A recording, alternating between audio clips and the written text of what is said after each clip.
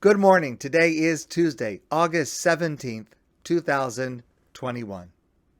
Here is a dramatic example of what I often share with you, that our attitude towards something, a person or an event, controls how we will experience it. And we can work on our attitude, and that puts us in control of how we respond, how we are affected by what happens in our lives. So our parsha, this Shabbos, the parsha of Kisetze, contains the mitzvah of divorce. Now, it doesn't mean to say that it's a mitzvah to get divorced. God forbid. What it means to say, of course, is if a couple finds that they're not able to live peacefully and happily together, and they decide that they're going to part ways, this is the way that it is done according to the laws of the Torah. And there is much to discuss about the Torah's conception of divorce and how it is supposed to work. Of course, there's a large chasm between that and how it often does work, sadly, unfortunately, but there's a lot to understand about it. But let me focus on one detail. The Torah says that the way that a divorce between a husband and a wife is effected, the Torah says, V'kosav lo sefer krisos, and he shall write for her sefer krisos. Now we understand what that means, is write a get. The word get, by the way, is an Aramaic word that means document. Actually, it could refer to any document, but usually the document that we're referring to when we use the word get refers to the document of divorce. So this is a specific document that's written either by the husband or by a scribe at the instruction of the husband, and it is written specifically for this husband and this wife, and the husband hands it to the wife, and through that action they are divorced, through this sefer krisos. But the words themselves are quite peculiar. And the previous Lubavitcher Rebbe, Rav Schneerson, of blessed memory, points out the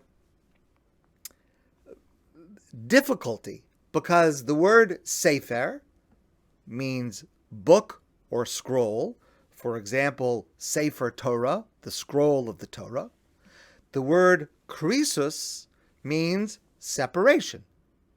The word sefer means something that is collected together, something that is unified. Of course, a Sefer Torah, the Torah scroll, is the ultimate sign of unity and oneness, as it reflects God's oneness. But sefer krisos is somehow this object of unity, but is being used to separate. And that connection or contrast between the Torah and a get for divorce is included within the details of the procedure. For example, the document, the get, has to be written in certain ways like a Torah scroll. The same type of letters, not exactly, but almost. The requirement, for example, that there be lines, not by a pen, but with a sharp instrument, it's called shirtut, to make lines so that the writing is straight and it's formed on, justified on both sides. That is a technical requirement that applies to the writing of a Torah scroll and applies to the writing of a get. So we actually learn from a Torah scroll in certain ways how to write a get, which seems very, very strange, because a Torah scroll is meant to unify. A get is meant to separate. So Rav Schneerson explains this in a symbolic, metaphoric manner. And he starts by discussing the relationship between God and the Jewish people, because we understand that the relationship between husband and wife is compared to and is meant to be, under certain circumstances, a reflection of the relationship between God and the Jewish people, between God and every single one of us. Concerning our relationship with God, of course, that marriage began at Mount Sinai.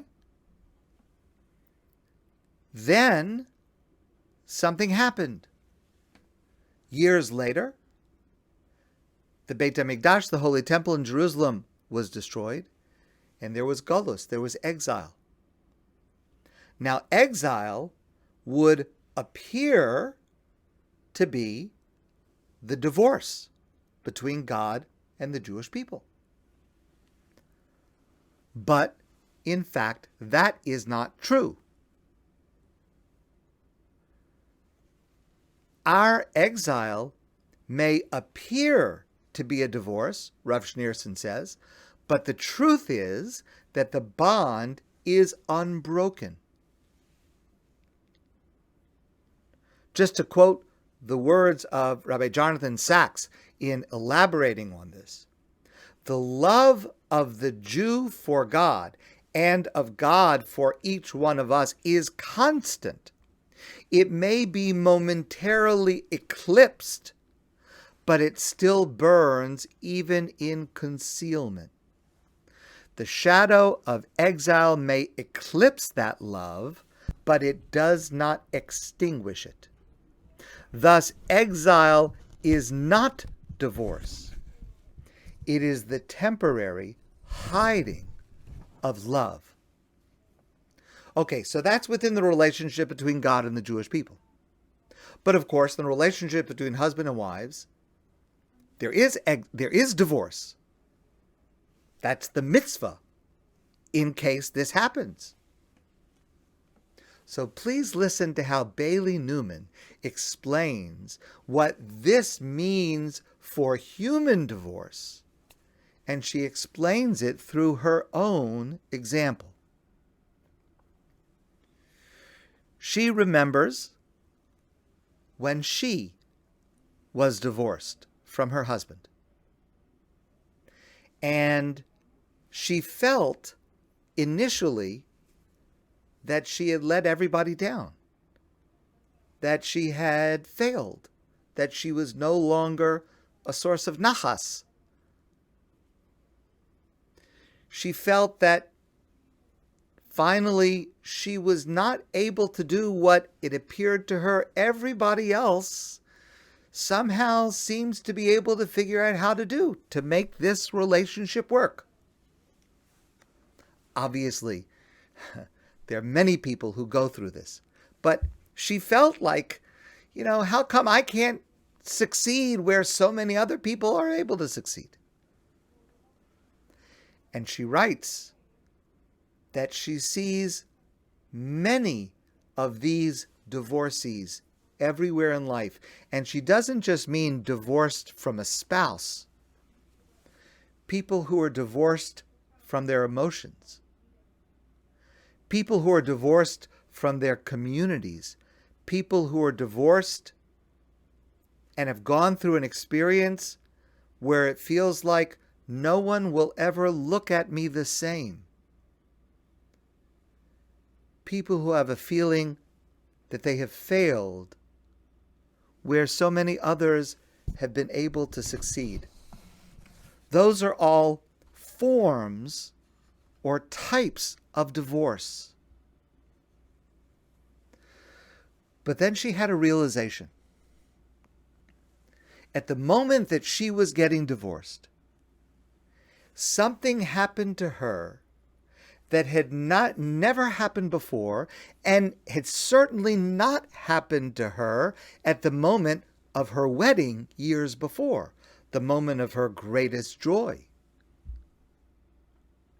When she stood under the chuppah to get married, she had thought to herself, my path is straight. I'm on target. I know what I'm meant to do and meant to be and with whom. But then years later, she held this get in her hand, ending her marriage.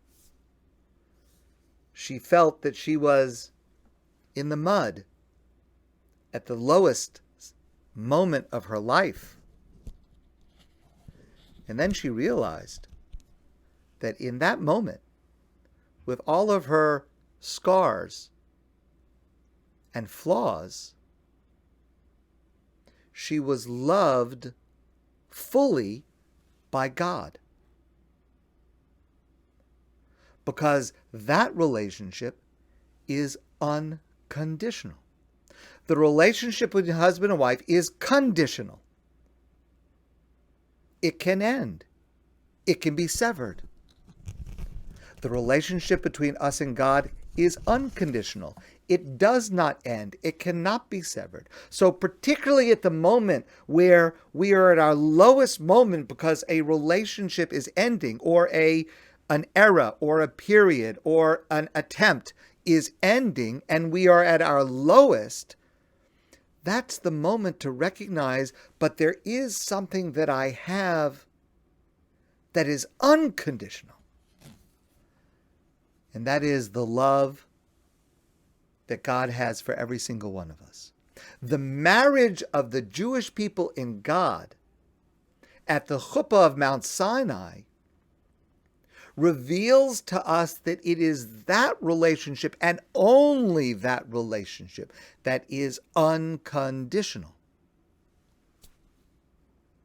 And ironically, it's at the moment of divorce, when it seems that we are broken beyond repair, when we feel stained, when we feel we've let everyone down, like no one is going to look at us the same again, that's the moment to recognize, but God loves us even when we're in the mud. That is unconditional. That cannot be severed. And that's how Rav Schneerson explains the connection of the get document to the Torah scroll. Yes, the Torah scroll is the ultimate symbol of unity and oneness and connection with God. But ironically, the Sefer Krisus, the document of divorce, which on the one hand is separating, creating division, recognizing a failure, at the same time is also unifying us, binding us together with the one whose love is unconditional, with the one whose love is expressed in the original Sefer, with God. Whatever divorce we're going through, and many of us are going through various forms of this feeling of divorce. It's hard. It is painful. And it is also an opportunity to realize the contrast to our relationship with God, which is unconditional, which cannot be severed. When we are alone and when we are low, that is exactly the moment to realize how close God is and will always be. My friends, I want to wish you a great day. And I look forward to seeing all of you soon in person.